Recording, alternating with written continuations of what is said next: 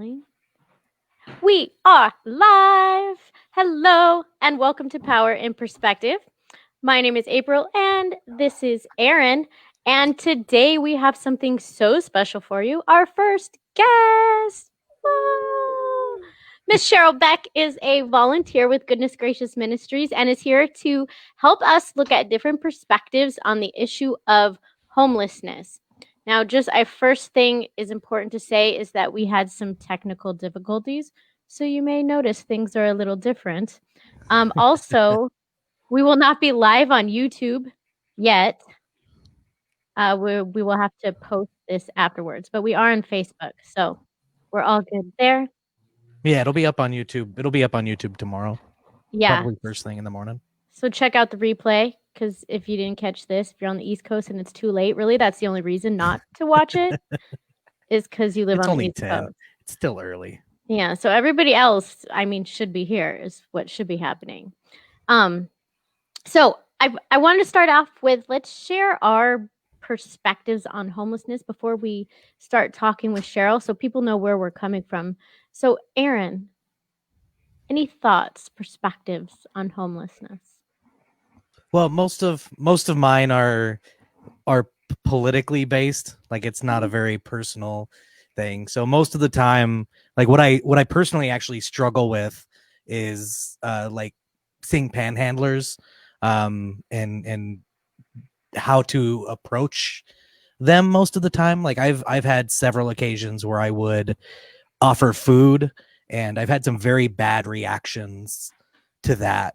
I've had some very good reactions where it's very clear either somebody's in a bad spot, somebody will come in with me to a 7-Eleven and let me get some food for them, and those are great. And then the people that react very poorly to being offered food, and then all the rumors of these groups of people that get together to panhandle that may be presenting a different actual reality than is true. So they may not need it. Yeah, because I'm constantly fighting like those three things against each other as far as like my personal interaction on a regular basis. I totally get that. That's I struggle with, and panhandling and homelessness, or like panhandling is just one aspect, right, of homelessness. It's what we see a lot, right? Because it's in our face. I struggle with like being like it's so dumb. Like when you're sitting in the stoplight, you're like, oh, they'll probably think I'm not making eye contact just because they're homeless. But really, I wouldn't make eye contact anyway. So I'm like sitting here, I have this like big analysis on what I should be doing with regards to the person asking for money. Now, That's I when don't you pick up your cell phone and you pretend like you're talking to somebody. like now I don't usually give. I usually when I give, it's usually through organizations and not directly to people. Only because, like you said, you never know. But actually, when you give, you need to make sure whoever it is, even if they need it or not, you give a pure of heart. Like It doesn't matter what you're doing with this, because I'm giving out of my heart. You know what I mean? Right. So even when you give to friends and family, I always say my perspective on homelessness is but for the grace of God, I could be in that exact same situation. Yeah. I can never say that I would never be, because I haven't been through the same exact circumstances as them. So I was dating someone who always had a different perspective, which I think is a common perspective that's important to bring in, is that if he was them, he would work harder. Like he would make it work. He would like have a job. Even if he didn't have a job, he would have side gigs. He would like be a hustler. And I told him, yeah, but you had Those what you had growing up. You had the values like that put into you by how you were raised. They may not have had that privilege. Right. And so you can't just put yourself as you were with your background in their situation and say that somebody should be acting differently.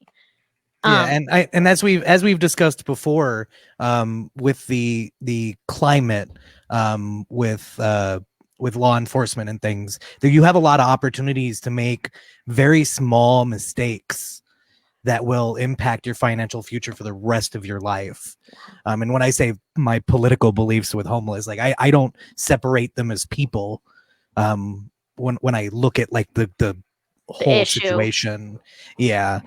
So I mean, it would be so easy to make one small mistake, and next thing you know, you're having your property seized, and basically you've done nothing wrong.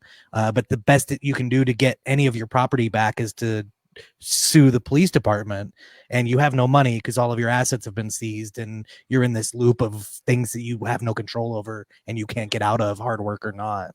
Yeah, I think that happens a lot. Even without the like seizing any circumstance that you're in, it's like a slippery slope. One little mistake, like you Yeah. said, and it leads down this path. So that's Aaron and I's perspective. Let's go to someone who has not a better perspective, a closer perspective, and can share with us. Cheryl, did you want to respond to anything, first of all, that we said? But to go along with what you were talking about, the panhandlers, don't give them money. That's one thing. You want to. Here's you a couple bucks. They're going to take. Typically, they're going to take that money and go purchase whatever means of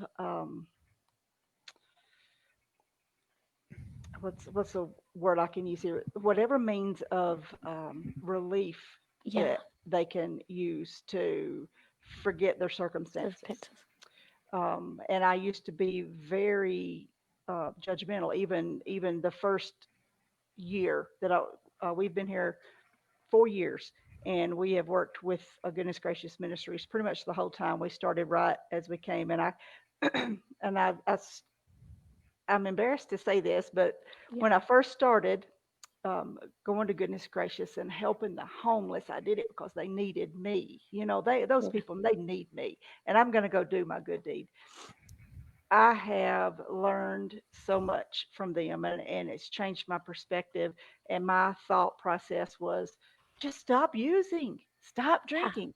Take this $5 that you have, and instead of going and buying a tall boy or whatever it is, uh, save it and keep saving and saving. And then you're going to buy your way out. You're going to, and to know what some of these people go through, especially in the summer, it's crazy hot. And we go inside to get relief. Well, they can't. They have no inside. Um, they get run out of everywhere, because nobody wants that um, type of people at their establishment because they think it runs off customers. Um, I don't know what I would do or what vice I would have if that was me, just to cope. Oh yeah. And I know that, and I see that now. I can't say, well, I wouldn't do that, because anything just to numb the hopelessness Yeah. that you're going to wake up with the next day and the next and the next for a lot of them.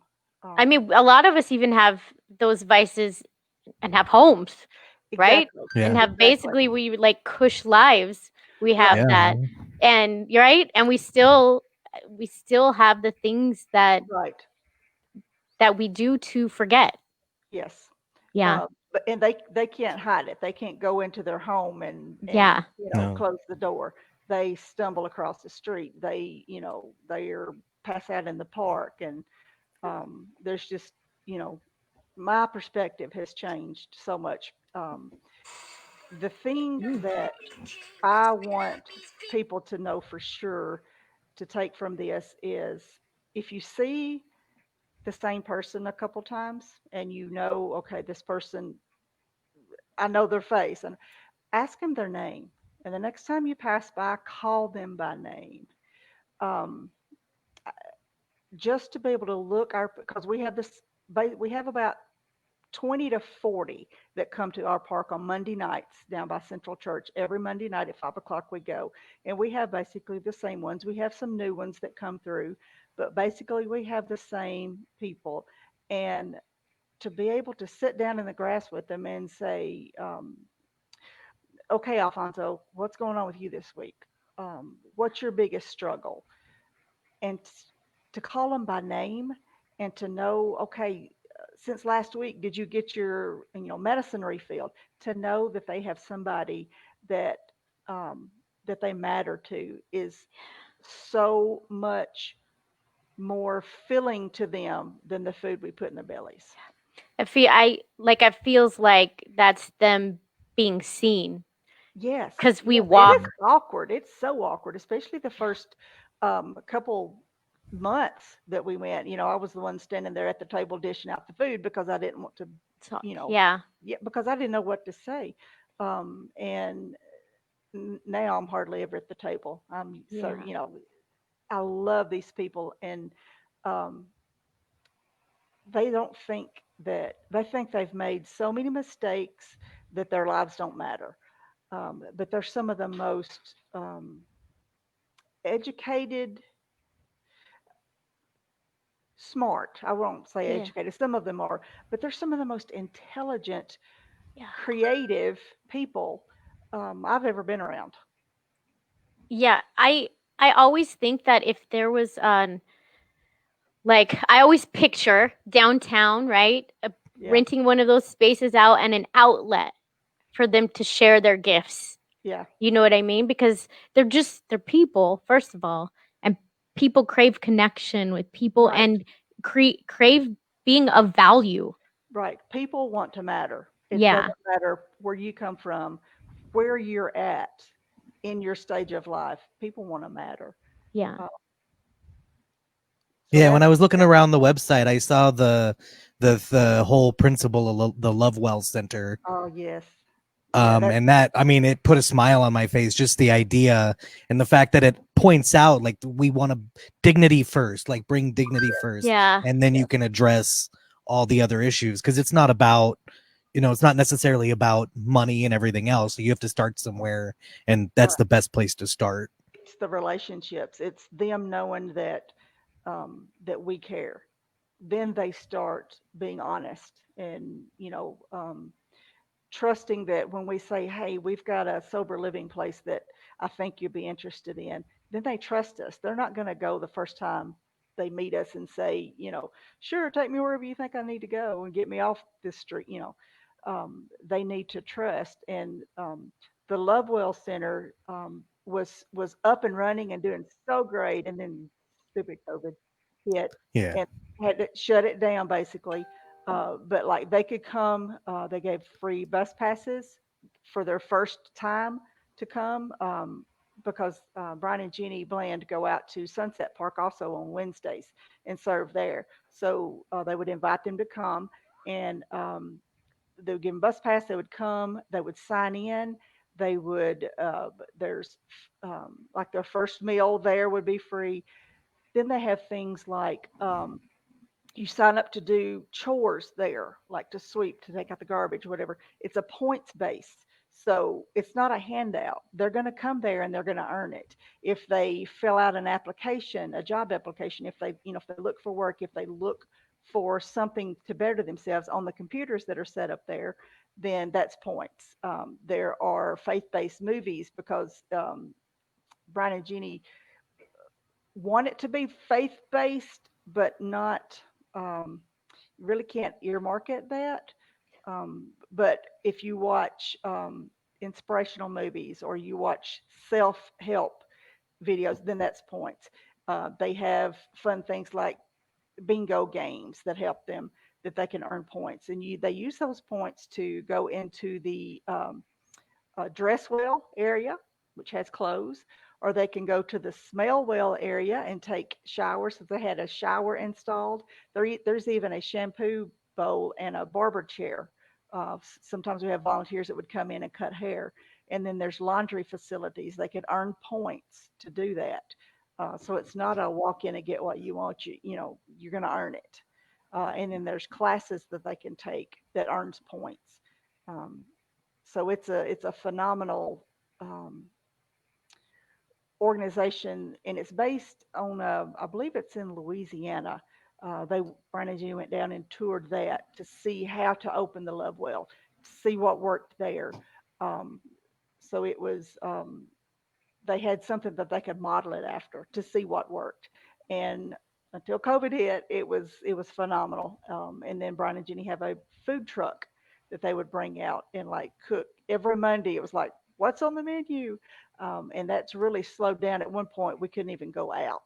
Oh, And that was, we would be driving down Boulder Highway because that's where we, are in Henderson, and we'd see our people, and we couldn't do anything, or we just got to where we just couldn't stand it. So one day, another couple that served with us came over, and we made, I don't know, 40 peanut butter and jelly sandwiches and stuck them in bags with water and granola bars and fruit and stuff, and went like in the tunnels to look for our people, and yeah. in a particular tunnel, and you call them by name because you know where they live and you're invited into their home. So we gave out, um, but that's what Goodness Gracious fosters is the relationship to feed them, but to feed a relationship also. That makes sense. Totally. Yeah, What empowerment's Yes, so helpful. yes. Yeah, absolutely. What do you think about this perspective of homelessness as, let's start with the addictions. Um, what do you think, or what have in your experience comes first? Like, do you think the addictions comes and causes the homelessness, or you become homeless and then get this coping addiction? I think yes on Yeah. both.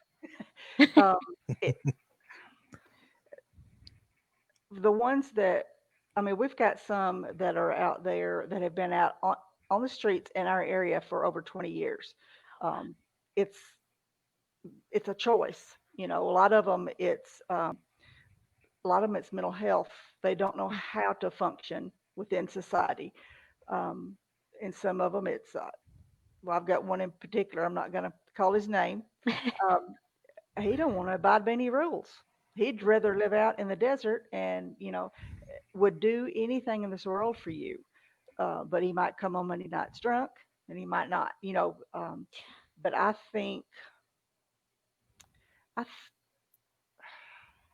I think it's Combination. combination. Yes, I don't know that you could distinguish one over the other. Um, Probably more often than not, though, the addiction is first. But most of the time, talking to them, there's been some type of tragic experience, something very detrimental that they just can't get over. Um, One guy in particular that I've tried to help, probably 4 or 5 years ago, I guess, his wife had gone to the store to get groceries, and he gets a call from I don't know if it's a police officer or the coroner. His wife had an aneurysm in the grocery store, never came home. And he said, I just quit living. He said, we had an Yeah. apartment, he had a job. He said, I just walked into the desert, and that was it. I didn't care about anything else anymore. I just wanted to, um, and it took him 2 or 3 years to get to where he was like, okay, now I'm ready to go back. But by then, there's fines and um, he's got a police record for loitering and for drug paraphernalia and stealing grocery carts, just to get your stuff. Once that starts, you lose your ID. You can't get it back. You can't get any kind of state services if you don't have an ID. Um, so it's just a snowball Snowball. effect. Yes, once that starts. So it's very hard, even the ones who want to, it's Yeah. really hard to um, reconnect into society once they've been out on the streets. What do you think could prevent things like that scenario, like where this traumatic thing happens and you just want, I mean, I could picture that. Like, I could feel that. I could feel me doing the same thing. And what stops that? What stops us from doing that is a support system. support system, access to mental health support. Yeah. And a lot of them have family that live in the area, but their family has done it. They're done. Done Uh, with them. Yeah. Yeah. because they didn't know what to do. They just, Um, as a maybe fam- education. yeah, as a family member, you're going to enable. You always do at the beginning. You think, okay, I'm going to give you this $20 just to get you something to eat. Well, they're not going to use that $20 to get something to eat, you Yeah. know. But as a family member, you hope against hope. You hope for the best. But at some point, most of the family members have done all they're going to do, and they just have to keep their own sanity. They have to cut ties. Yeah. So some of them have family members that they haven't spoken to in years, which Do you breaks think my it'd be heart. helpful, like, to provide, and I don't know, I can't think how you would do this. This is just what popped in my head. Like trying to help those families to, or just the public at large, to set boundaries in a more appropriate ways to avoid that, because obviously it builds up over time and Right, then you have a break. It doesn't just happen. But right, it's just like with anything else. If you give too much and you're crossing your own boundaries, it's going to be overwhelming at some point. right. And then there's going to be Um, ill feelings, and And resentment. yeah, yes, yeah, yes, on both counts. Yeah, I think some type of public education about that, and places where the family members could go to get educated about it. Like we have um, facilities and programs for family members of alcoholics and drug addicts to Yeah. go to get help. I think that needs to be provided also, because it is so, especially in this area, that's so prevalent that, um, I mean, there's homeless under every bridge, and Yeah. yeah, you would be surprised driving down the highway and looking in a tunnel how many people would be living in there, and you just drive on by every day. Uh, Yeah. and a lot of times, periodically, they have gotten whatever they like. When it starts getting cold, we carry out blankets and socks and um, long sleeve clothes, just warm clothing. And they get what they get, and they hang on to it until somebody comes to their camp and steals it. I Yeah. mean, it's not safe. It is Yeah. definitely not usually not a safe place to be, but yeah, they have what they have and they're coping. And then somebody in the area will say, a business will say, "Hey, there's a homeless camp behind my facility. Police officers go. Can you go do something?" And they'll go and take a dumpster out there and throw everything that they have got, everything away, and just they move on. Yeah, I mean that's we have gotten there like on Monday, and that has just happened. And these people are distraught. I mean, they have yeah. nothing. At least what little that they had, um, they could use. They had, Yeah. tent, but that and the police officers, they have to do. That's the The law. job. They have to. Yeah. But we And that's haven't. an issue for sure. Yes, yes, Well, and there is that new law we talked about. I think talked about this before. That new law where you get fined or something if you're sleeping on the streets. yes, yeah. If you sleep in a park, you can't sleep in a park um, at night. You can't. They can sleep on the street, like on the concrete. I had one um, lady that I've been working with, and finally got her inside about a month ago. She is inside. She got in with CareLink, HopeLink, one of the two, that got her an apartment. And anyway, but she would sleep on the sidewalk in the summer. Can you imagine how hot that was? Yeah. Under a street lamp because it was the safest place. But yeah, they get fined for sleeping in the park, In certain That's areas. certain heartbreaking. areas. Yeah. Yeah. And then how do they?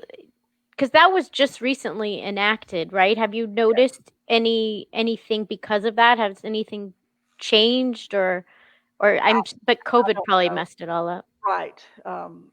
We just get to go on Mondays basically, and love on our people, the ones that we Yeah. and they we've got a good group. They don't cause trouble too much. And I think a lot of it has to do that they know people care about them. They're going to come on Yeah. Monday nights, and they can go to Sunset Park on Wednesdays, and they're going to get called by name. They're going to, we've got one guy out there that's got a husky pup. She's about 6 months old, and the dog's name is Athena. And we carry dog food out. We know their lives. We know what is going on in their lives, and they come back more for the conversation and the relationships than they do the food. To be part of a group too, Yes, like to be yes, to connected to matter. something. Yeah. Yeah. Yeah. What has your organization run into anything? Because I've heard before that like you're not allowed to go to parks and serve They because it. stop. Yeah, they stopped them on in Sunset Park. The police came out and told them they could not gather because that I think that crowd was quite large, and ours is about 20 to Okay. depending on the time of the month, toward the end of the month, when because some of them do get food stamps and stuff.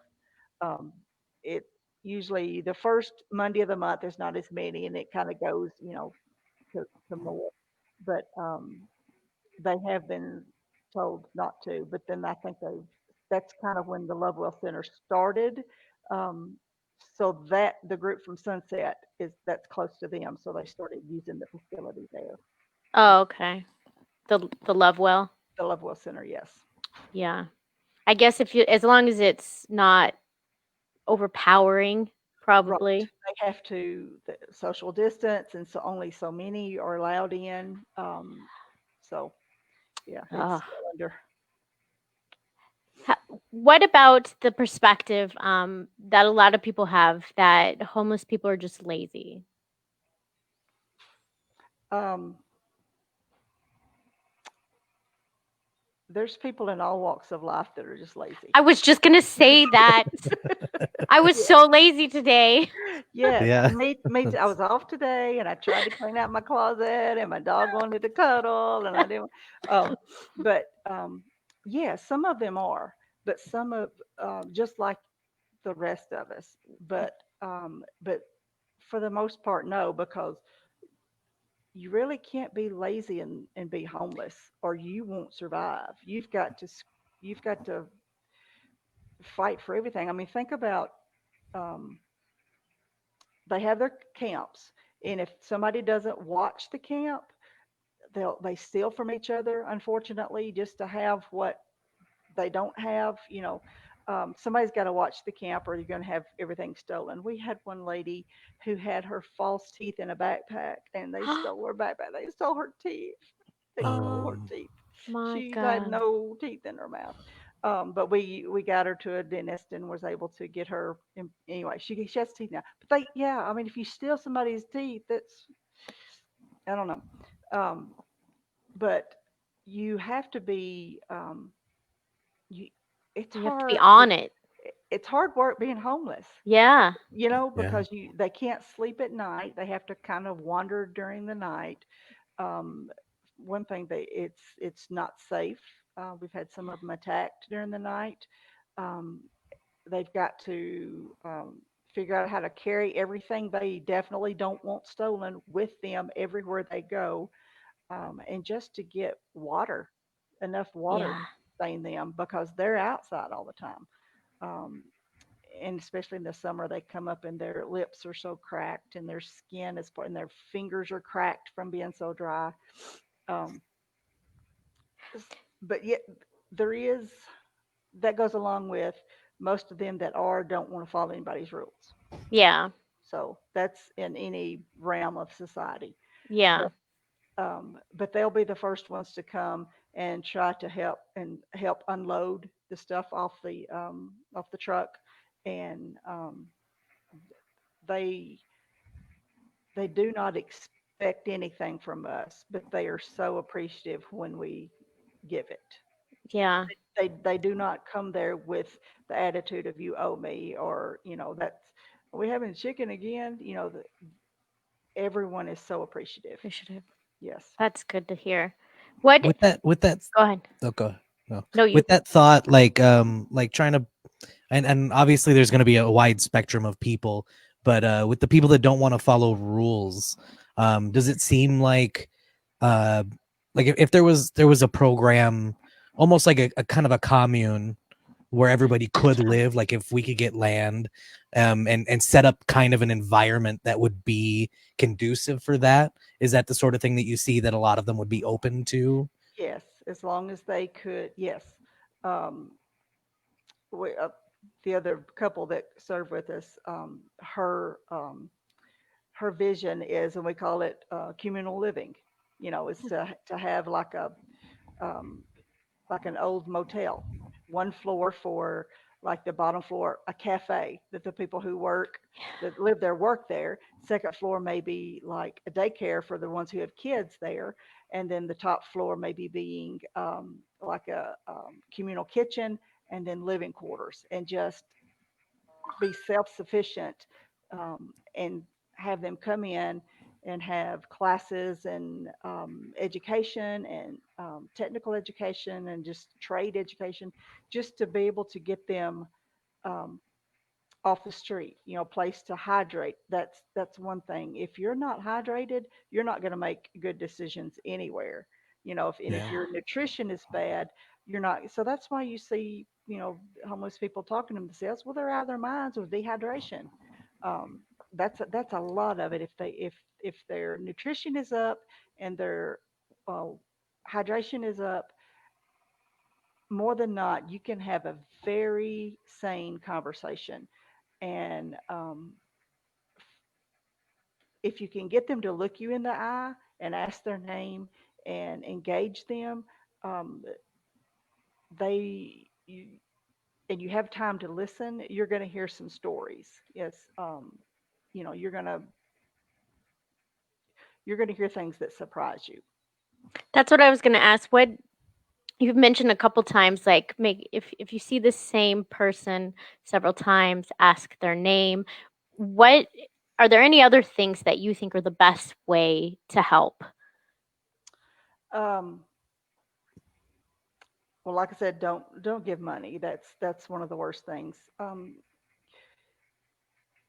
Keep care bags, with chapstick, hand lotion, toothbrush, toothpaste, water, granola bars, anything that won't spoil that they can carry. Pop top canned goods is really good.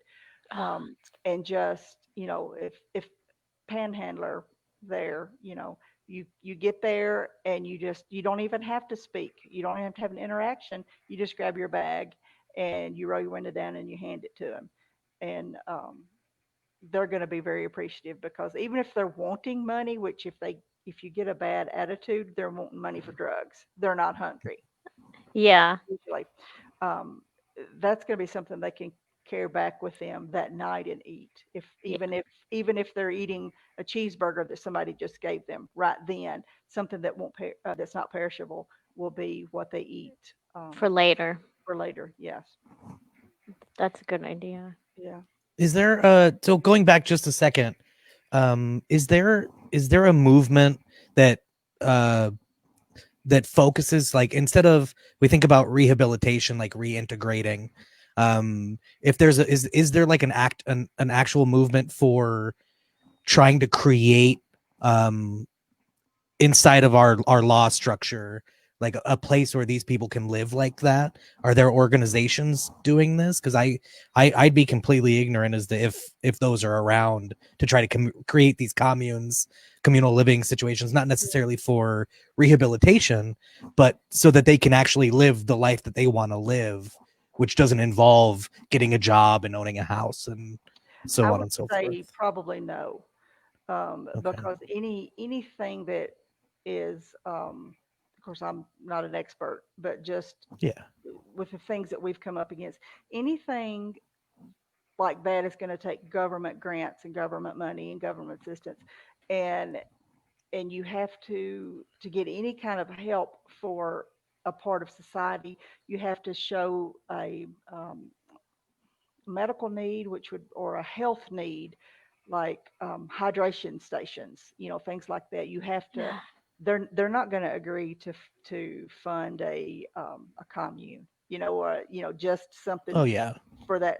It's going to have to be for a purpose, if it's going to be funded and done right. Because unless you're a wealthy person who just happens to have a heart for that, um, that's not going to be sustaining, I don't think.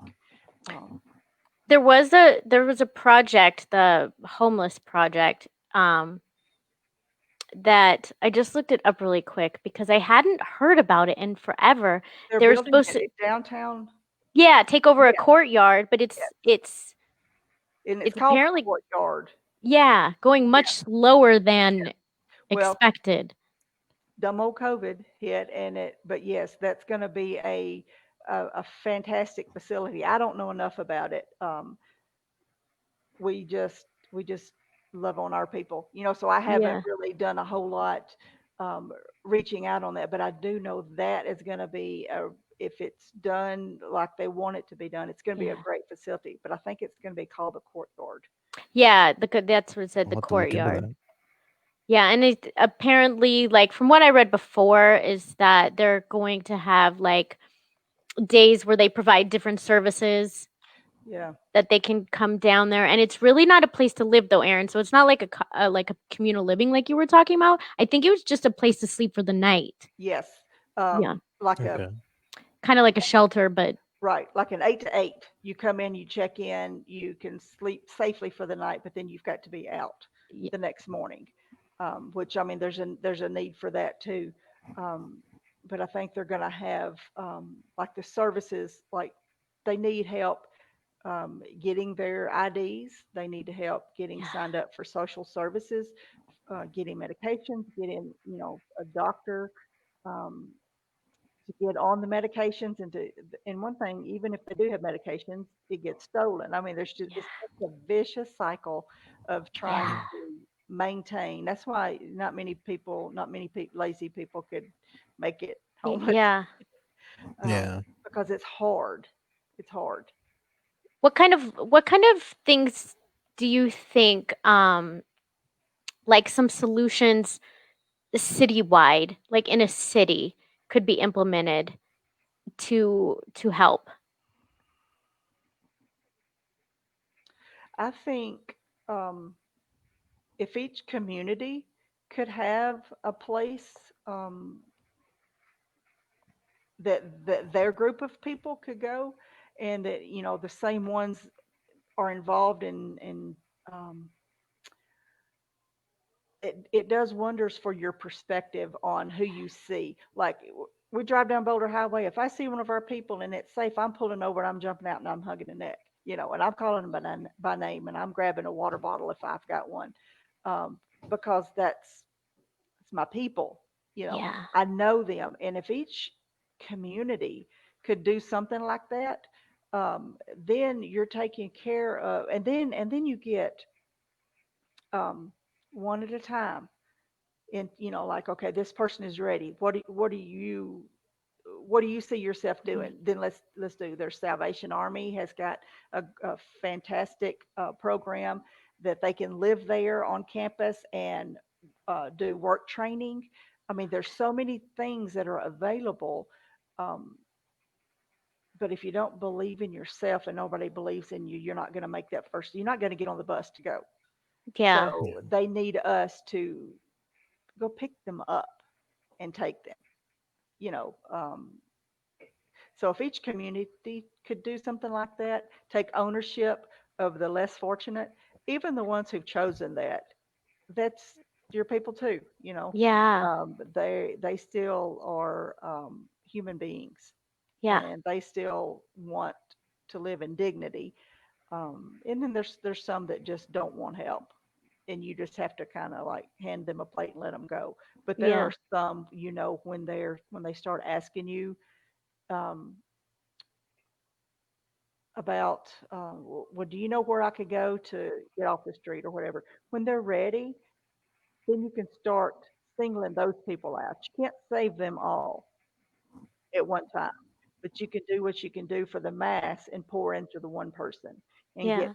them to be. We've probably have 5 or 6 really good, um, solid saves. Where the people are. Um, Working a job and living inside and taking those next steps. And that's all we want to do is get them to want to, but you can't work harder for the person than they work themselves. So, You, yeah. And you can't are go and say, those people okay, more likely? Oh, sorry. go ahead. Are those are the people that actually get out and get jobs? Are they more likely to also come back and volunteer? I was thinking that Absolutely. too. Yeah. Absolutely. Because they want, the ones who don't have too much trauma. Sometimes there's too much trauma involved in the area that they were at, but we've got a couple that come back periodically, and the they're unrecognizable a lot of times because they look just so different. You will walk right past them on the street and never, like, oh my word, I didn't recognize you. But they do come back and um, they want to give. Like, I helped the one lady I was talking about. Um, Everything she owned was in like a little 3x5 storage unit, the smallest little inside storage units.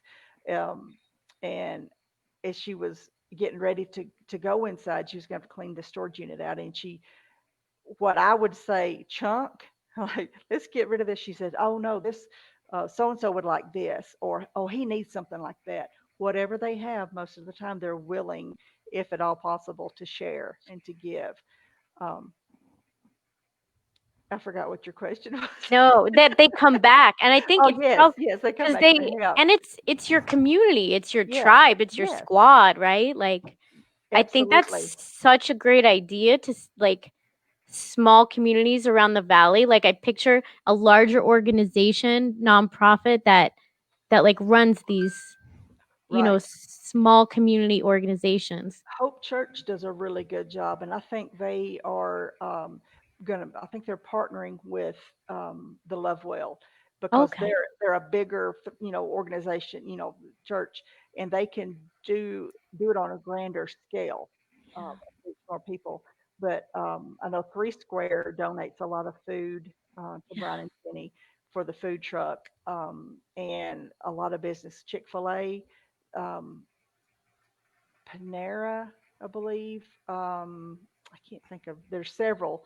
Um, Olive Garden. They had Olive Garden pasta sauce tonight on top of Ooh. Chick-fil-A chicken with some mozzarella cheese. So they had chicken parmesan tonight at the party. So you just do what you just put together, and they're so appreciative, especially when it's cold and they have a hot meal.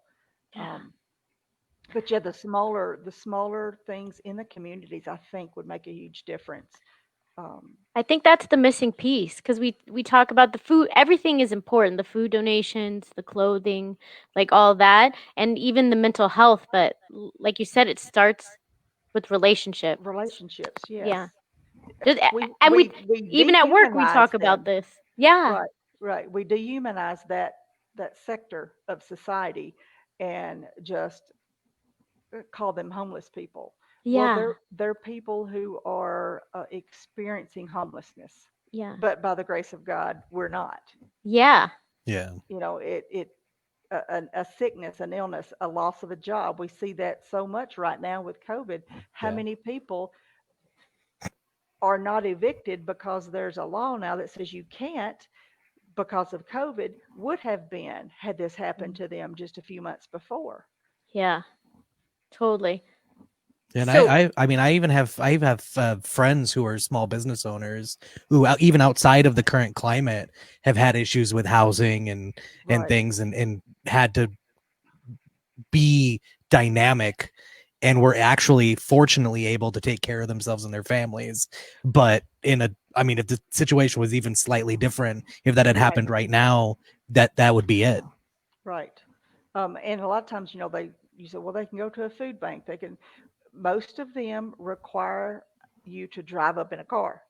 And a homeless person's not going to, they'll Oh, have a shopping cart maybe, but you can't. Most of the places you cannot walk up to, you have to drive to. So I have gone to pick up my one friend on a Saturday morning and drove her to the local, place that was doing that, and drove through with her um, to get food for her. So There's so many little things that you yeah, don't think of. Like, yes, it's so easy to say, like, just do this or just just work do hard. that. Just stop Yeah. doing Yeah. drugs. Just get a job. Yeah. Well, how many people coming out of college don't even can't even get a job, or even Right? um, Yeah. Yeah. Yeah. That's yeah, Yeah. It's it's not it's and it's even like you said, it's not just that. It's this and this and this and this and this and right. this. Like all the things Right. And that then you have so much negative um, in that has happened to you because, like I said, most of the time it starts with some kind of experience that was traumatic. And some people just don't have um, the capabilities because Mhm. maybe it wasn't modeled for them growing up, or they don't have that family unit that can help. And they just, even if it's for a few months and you don't know how to cope, and you stop, excuse me, stop paying your bills and you stop living life, you can't automatically step back into that. Um, Yeah. it's hard. Yeah. Like, and there's a book, I reference it quite often, and you would think I'd remember the name, but he was a Holocaust survivor, and he wrote about like the reason he survived was because he had hope and a future. Yeah, He knew in his heart that there was a future for him, and he had hope, and that's why other people did not survive. I think the same thing. You have to be able to see that hope, and you can't see that without relationships, like you right, said. right. You have to. Everybody wants to matter to Yeah. somebody. yeah. Um, Yeah, I think we hit on some super big things. Um and everybody should watch it and listen to us and that's do the right. thing. Do the things. Be that in your community. Yeah, Start and there, you're and it just starts with fixing peanut butter and jelly sandwiches, yeah. and put them in a bag with some granola bars and handed them at your window. Uh, And baby steps and learn their yes, names. yes, and I wouldn't suggest going down into the tunnels until you know them. Yeah, that's a Yeah. bad Don't do that. idea. Yes. Don't do Let's that. let's please put a That's like like going into disclaimer. somebody's house. Don't. Yeah. Do Right, not, right. do Just not do this at Yeah. home. no, no, do not. Yeah, don't walk up in their houses. Would No, do you think it's rational to I mean, it's so weird as I think of this question. I'm like, April, they're just people. Like what would a person want? Not what would a homeless person want. What would a person want if you're walking down the street and would they want to sit and chat? I guess it would depend. Some people might, some people might not. right. Because even in real life, so Some our people lives, might. some people might Yeah. not. Um, And Yeah. some days I might and some days I might not. right. And Yeah. I would just say, hey, can I ask you your name? Um, can I buy you a big gulp? You know, Yeah. um, hey, I when's will the not last buy time you you a ate? Bronco. Uh-oh. Hot button issue. I will not buy you a big gulp, just telling everybody. Okay. Okay, go ahead. And hey, when's the last time you ate? Um, and usually that's enough to you care about them. Yeah. And there's probably some of them that haven't had any eye contact with anybody and forever, Yeah. much less physical touch Yeah. um, that doesn't require handcuffs. Um, Yeah. so that's why um, our people know when we pull up, they're going to get a hug. Yeah. We've yet to have anybody turn down a hug because they crave that. That's human interaction. Yeah. Um, so That just makes start, sense. and it's gonna be awkward, Yeah. just like anything new you do. But do it in a well lit place with people around. Don't do it by yourself. That's you know. Um, I have never, and I've gone at nighttime myself, like to find somebody, or I've gone like on Saturday by myself. I've never felt unsafe because I think those people would take a bullet for me. Yeah. So as long as you know them. Yes. Yeah. Yeah. Interesting. Well, Cheryl, I can't even thank you so much. Aaron, do you have any additional questions before? Well, yeah, and this may be, I mean, this feels like a really high level thing right now, but it's the nature of where we're at when we're talking about the election coming up. Like when we talk to local political figures, when we show up at rallies, what kind of things would be helpful to hear from local politicians as far as progress, either be it law enforcement, like the narrative now, there's a lot of talk about mental health being more a part of law enforcement, but what kind of questions can we ask to get these people thinking more about the local communities and what can be done to get rid of some of these limitations that keep people from feeding homeless and everything else like that in the interim? Well, I do know that before there's a new law that was enacted that a police officer could not arrest a homeless person the first time but they have to provide them, they have to take them to or provide them with an address of a facility. Um, but I think maybe after the first time, the police officers in the area know their people too. Then Yeah. they can. But but having the police officers, because they are usually the front line, they're usually the ones who encounter them more often than not. But if if they have information, if they have ways to help, numbers they can call, um, or places they can go, I think that would help. Just having them to have more information, and they may, I don't know. I haven't actually really had a chance to talk to a police officer. They do come to the park sometimes, um, and you can tell the ones who are wanted because you turn around and are like, "Hey, where'd you go?" They're gone. So, but just to be more mindful um, of having a facility, having resources available um, for the public to educate them on the reasons for homelessness, on the you know education is huge when it comes to knowing um, what to do in certain situations, in certain circumstances. So I think just um, even getting the word out there, even saying the word, homelessness, um, starts communication and starts talking. Okay. I like that. And that's what we're doing. Starting Yeah. the talk. Right. we Starting the we say talk. a lot in political activism, it's if you're talking Yeah. about it, you're doing something. So even if you're not willing to go out and talk to people on the street, talk to your family about it, talk to your friends about it, normalize the conversations. Right. And just like with any population, there are going to be hostile people everywhere. And just like every other situation, the ones who are hostile, the ones who make a scene, are the ones who label that whole population. So Yeah. um, just don't think that all homeless people are harmful drug addict, um, less than citizens of the community, Yeah. because they're not. Yeah.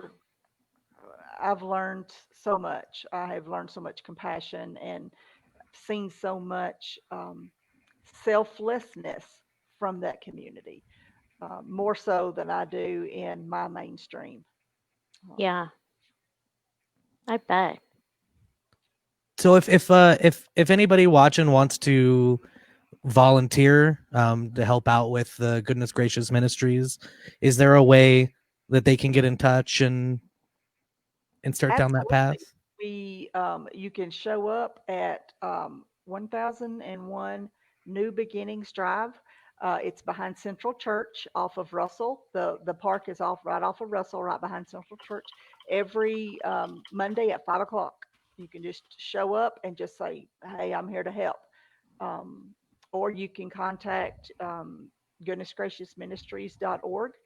Go on their website and contact Brian or Jenny, and they love to have volunteers. You can sometimes, well, after the pandemic and everything is back to normal, um, they love to have groups come out and serve at the Love Well.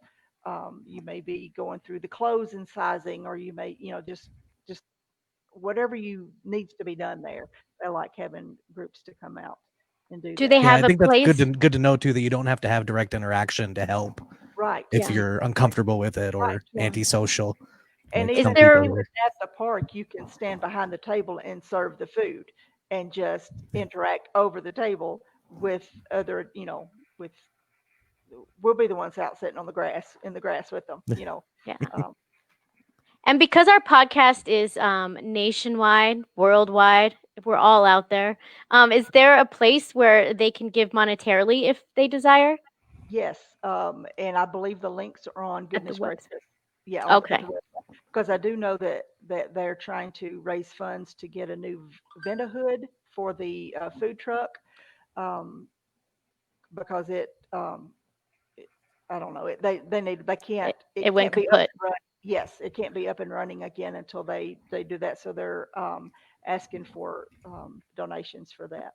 But I Okay. know Oh yeah, and they it looks like everything's very specific and broken down on the website yes, as to what everything's going to go to and the yes, things that they need. yes, yeah. They have a heart for the home. Brian and Jenny are just they're fantastic. Um, that's that's what they're do. That's what they do in their real life. Is serve people. So, Awesome. Cheryl, again, thank you so much. no, thank you Like, for having me. I can't even tell you how grateful I am. Um, Thank you for being our guinea pig guest as well. And I'm so glad that we started with this issue. And I would eventually love for you to come back and talk more. And maybe we can bring someone from Monday nights and get their perspective as well. I think this is so important that it deserves more than one episode. So, Absolutely. And maybe I can arrange to have one of our successes oh, that be would on be there. awesome as Yeah. well. Yeah. I think all the more perspective you have, the more empathy you have. And Right. Yeah. that's Right. what we're here for.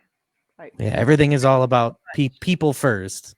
Yes. It's about the Relationships relationship. first, people Yes. first. Yes.